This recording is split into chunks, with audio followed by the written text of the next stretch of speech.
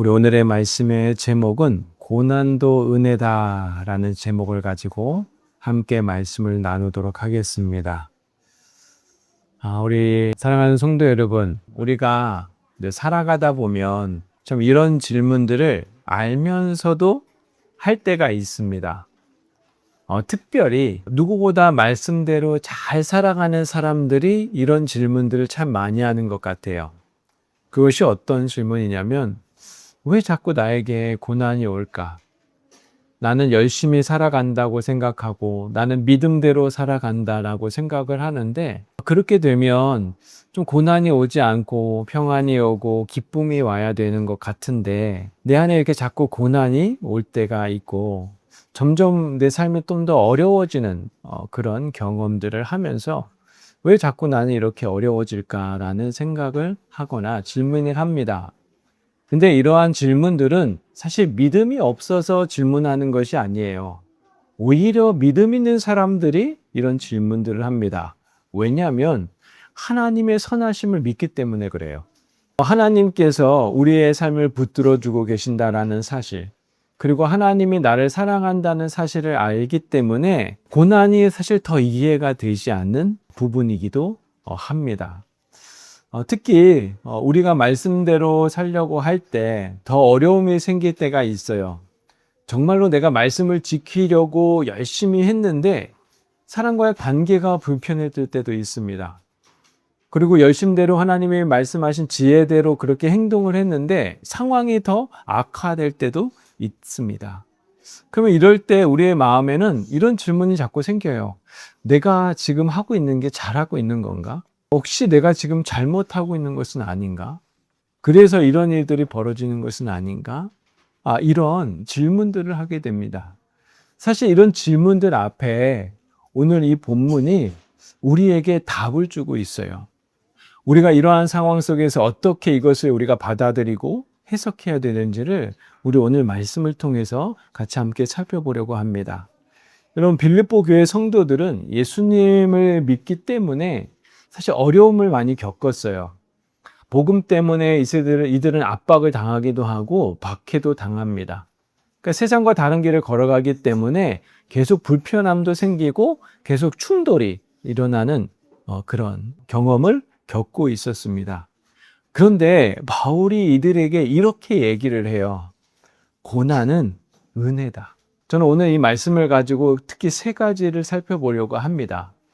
고난이 은혜라고 하는데 왜 고난이 은혜인지를 한번 살펴볼 것이고, 그리고 우리에게 오는 모든 고난들이 여러분 다 은혜가 아니라는 사실이에요. 그래서 우리가 그 고난을 분별할 수 있어야 된다는 것을 한번 살펴보려고 하고, 그럼 이런 고난 속에 있을 때 교회는 어떠한 공동체인지를 같이 함께 살펴보려고 합니다. 오늘 첫 번째로 여러분, 그리스도 때문에 받는 고난은 은혜예요. 우리 29절에 이렇게 말씀하고 있습니다. 그리스도를 위하여 너희에게 은혜를 주신 것은 다만 그를 믿을 뿐 아니라 또한 그를 위하여 고난을 받게 하려 하심이라. 오늘 말씀해 보시면 하나님께서 여러분 은혜를 주셨다라고 말씀을 하세요. 근데 은혜가 첫 번째가 뭐냐면 그리스도를 믿는 믿음입니다.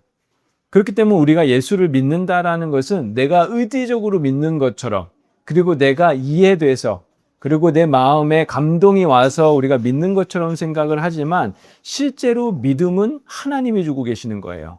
하나님이 우리에게 선물로 주셨기 때문에 우리가 믿는 겁니다.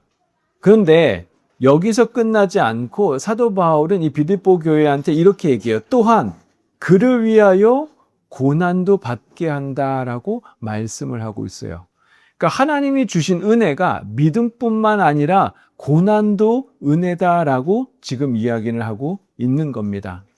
사실 이 문구를 딱 들으면 우리는 즉각적으로 드는 생각이 잘 받아들여지지가 않아요. 고난이 은혜다, 믿음이 은혜다라는 것은 우리가 충분히 받아들일 수 있습니다. 그런데 고난이 하나님이 주신 은혜다라고 얘기한다면 받아들여지지가 않는데, 왜 받아들여지지 않을까 생각해 보면 고난은 사실 고통이거든요. 아픔이에요.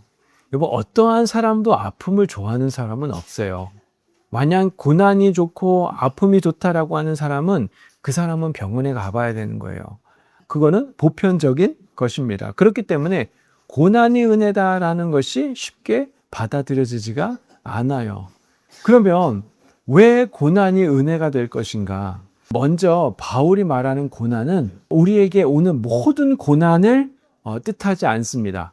그래서 본문의 앞에 이렇게 얘기하죠. 그리스도를 위하여. 그러니까 결국 여러분 그리스도 때문에 받는 고난을 지금 이야기하고 있는 거예요. 그러니까 우리가 그리스도 때문에 여러분 정직하게 살다가 때로는 손해볼 때가 있습니다. 때로는 내가 말씀대로 막 살려다 보면 세상의 가치와 자꾸 부딪히면서 충돌할 때가 있어요. 이럴 때는 우리는 이런 생각이 들거든요. 남들처럼 내가 조금만 타협을 하면 그래도 편해질 텐데, 그래도 좀 괜찮지 않을까? 그런 생각이 들어요. 그럼에도 불구하고 내가 그것을 선택하지 못할 때가 있어요. 그러면 우리는 이런 생각이 들죠. 굳이 내가 이렇게까지 할 필요가 있을까?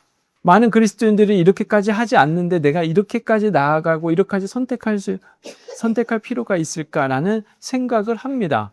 근데 이런 생각을 하는 이유는 뭐냐면요. 결과가 좋으면 괜찮아요. 이런 생각 안 해요.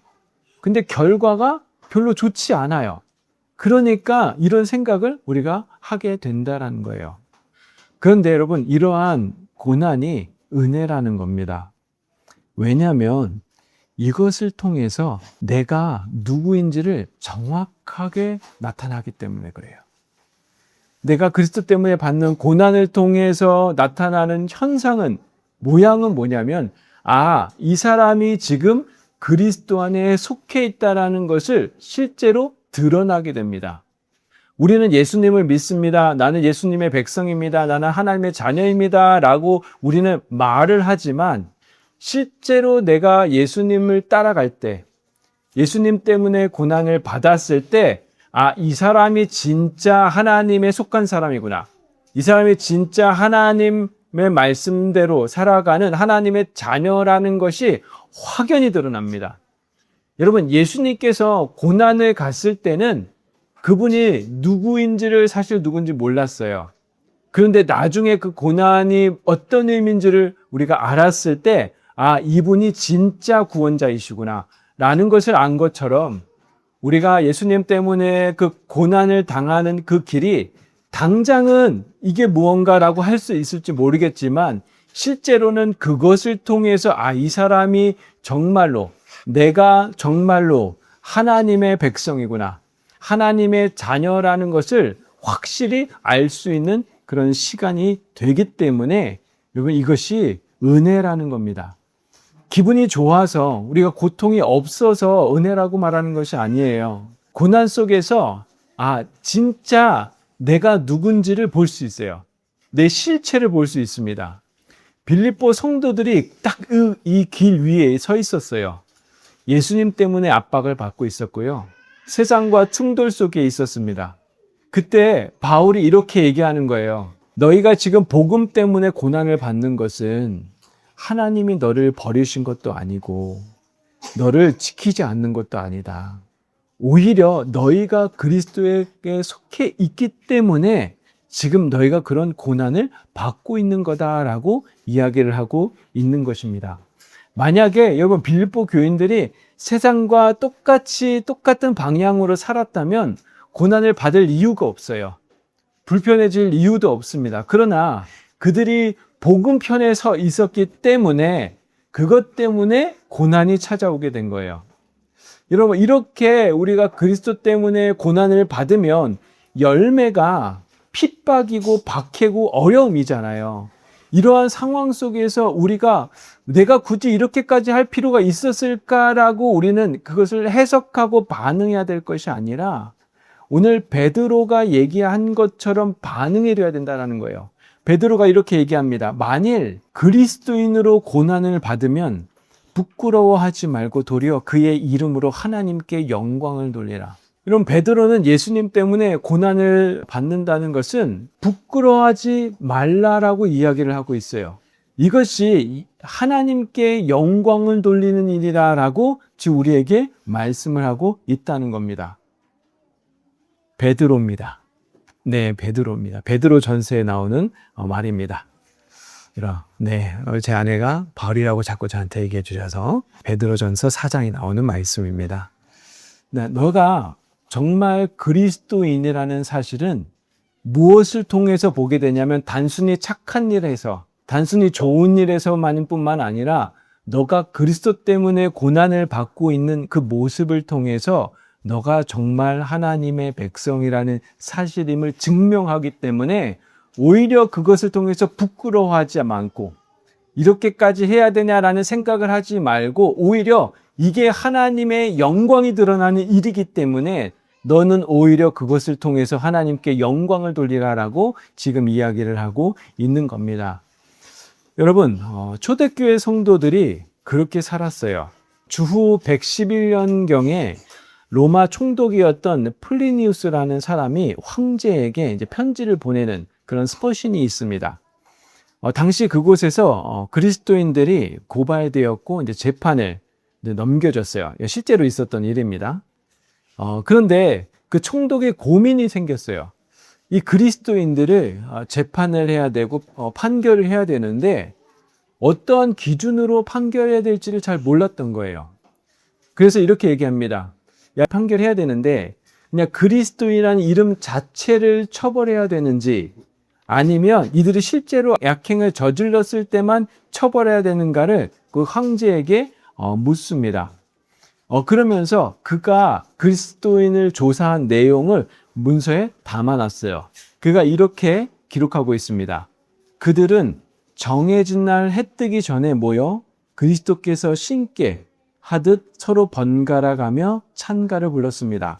그리고 도둑질하지 않고 강도질하지 않고 간음하지 않고 신의를 저버리지 않고 맡겨진 것을 요구받았을 때 부인하지 않겠다고 서약했습니다. 그리고 그들이 다시 모여 음식을 나누었는데 그들은 평범하고 무해한 음식입니다. 저는 그래서 더 이상 조사를 늦출 수 없어 고문으로 진실을 알아내려 했으나 어리석고 과도한 미신 이외에는 아무것도 발견하지 못했습니다. 그래서 저는 더 이상 못했습니다. 그러니까 여러분 지금 로마 총독이 그리스도인을 고발이 왔기 때문에 이제는 이 사람을 처벌해야 되는데 실제로 악행을 하는 것은 아무것도 없다라는 거예요. 그들이 뭐라고 표현하면 이렇게 표현해요. 어리석고 과도한 미신 외에는 아무것도 발견할 게 없다라고 이야기를 합니다. 그러면서 이들이 결국에는 어떻게 됐냐면 처형을 당해요. 그럼 왜 처형을 당했냐라고 했을 때 지금 총독이 이제 이렇게 그리스도인들에게 제시를 합니다.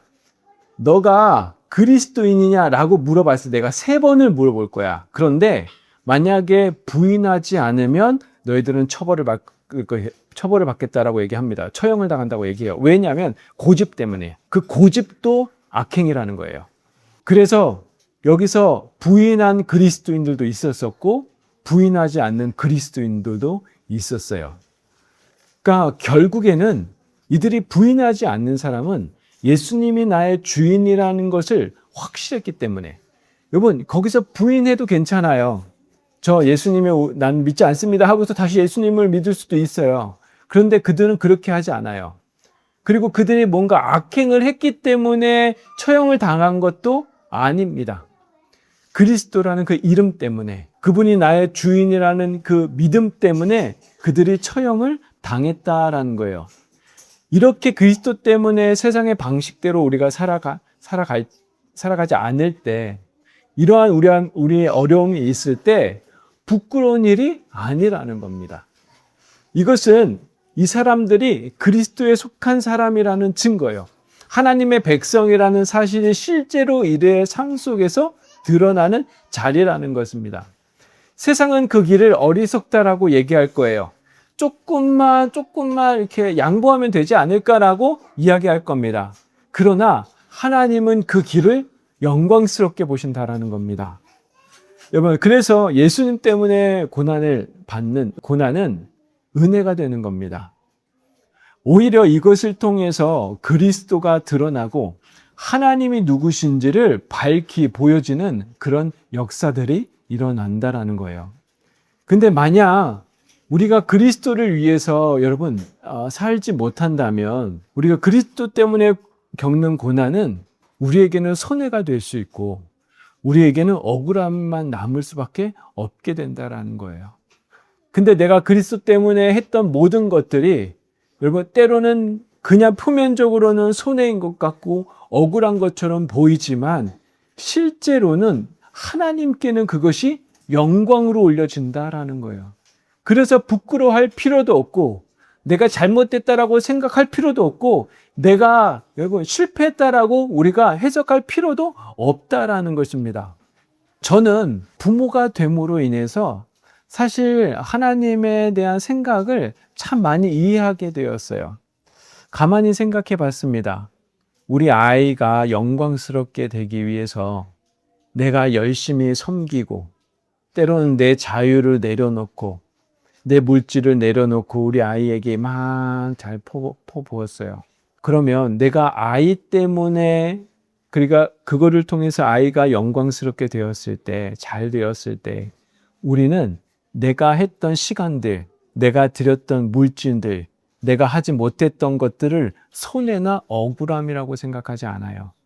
그런데 아이 때문이 아니라 나 때문에 그렇게 했을 때에는 이것이 손해가 되고 이것이 억울함이 된다라는 것입니다. 제가 왜 이 말씀을 하냐면 내가 그리스도인 때문에 때론 억울함을 당하고 손해를 당할 때 정말로 내가 그리스도의 영광을 위한 거라면 우리는 손해라고 보지 않고 영광으로 보게 된다는 거예요. 하나님을 높이는 것으로 우리는 보기 때문에 오히려 부끄러워하지 않고 더 기뻐할 수 있게 되는 것입니다. 그래서 그리스도 때문에 받는 고난이 은혜가 되는 것입니다. 그러나 여러분 우리가 반드시 조심해야 될 게 있어요. 고난 앞에서도 우리는 분별을 해야 됩니다. 내가 받는 모든 고난을 은혜라고 생각하면 안 돼요. 그래서 성경도 여러분 내가 받는 고난을 다 은혜라고 이야기하지는 않습니다. 분명히 그리스도를 위해서 받는 고난이 은혜가 되는 것이에요. 여러분 베드로전서 4장 15절에서 16절 말씀에 이렇게 말씀하고 있어요. 너희 중에 누구든지 살인이나 도둑질이나 악행이나 남의 일을 간섭하는 자로 고난을 받지 말거니와. 그러니까 악행을 통해서 고난을 받으면 안 된다라는 거예요. 오히려 이것은 부끄러운 일입니다. 만약에 죄 때문에 우리가 고난을 받았어요. 내 악행 때문에 고난을 받았어요. 그거는 우리가 은혜라고 말하기 전에 먼저 회개해야 되는 거예요. 내가 그것을 책임져야 되고 돌이켜야 되는 것입니다. 내가 거짓말 때문에 관계가 무너졌어요. 그것은 회개해야 할 일이에요. 내가 절제하지 못해서 누군가에게 상처를 줬어요.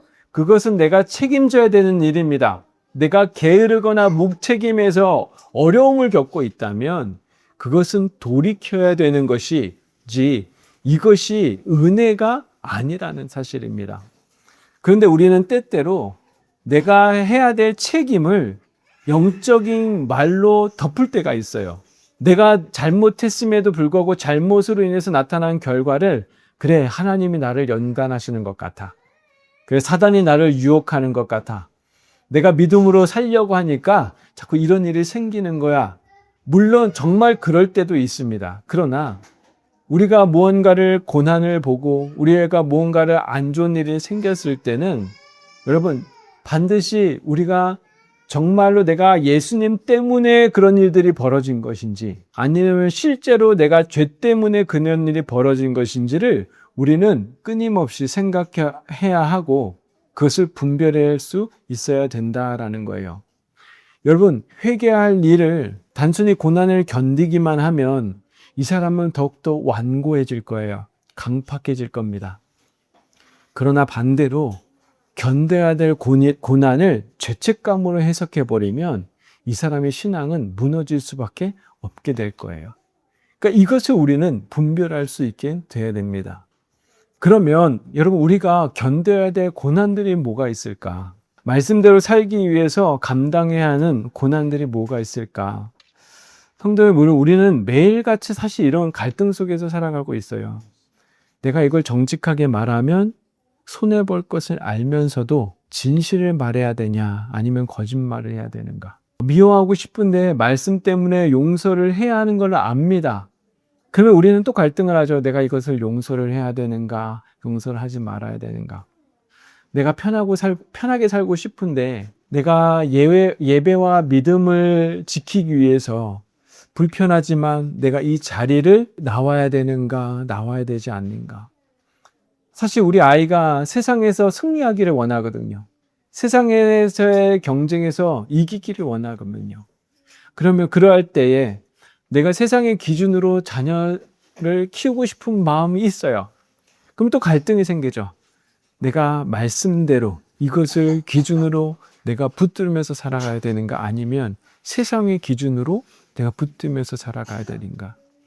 사실 우리는 매일같이 이런 갈등과 흐름 속에서 우리는 살아가고 있습니다.